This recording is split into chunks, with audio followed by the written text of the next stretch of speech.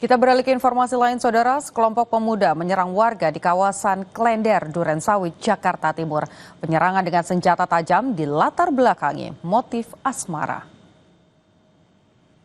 Aksi sekelompok pemuda yang menyerang warga di kawasan Kampung Sumur Klender, Durensawit, Jakarta Timur terjadi pada Minggu dini hari, Saudara, yang sempat terekam oleh kamera CCTV. Sekelompok pemuda bersepeda motor tiba-tiba menyerang sejumlah pemuda di kawasan tersebut. Pelaku menyerang dengan senjata tajam hingga korban luka-luka. Aksi penyerangan dilatar belakangi motif asmara dari salah satu pelaku yang cemburu karena kekasihnya didekati oleh salah satu korban.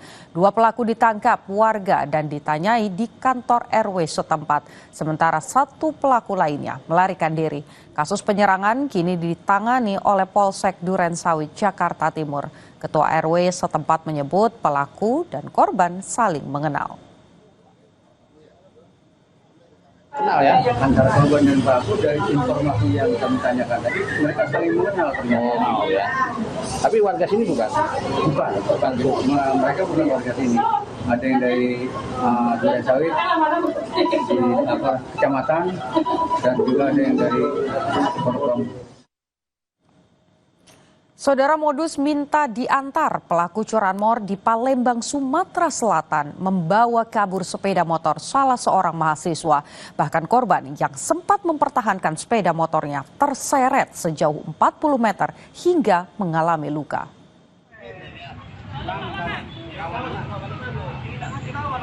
DD, pelaku pencurian sepeda motor milik seorang mahasiswa di Palembang, tak berkutik saat diringkus polisi.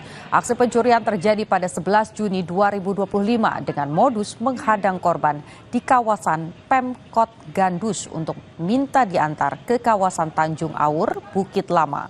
Merasa iba, korban yang hendak pergi kuliah kemudian memberikan tumpangan pada pelaku. Namun di perjalanan pelaku menawarkan diri untuk membawa sepeda motor.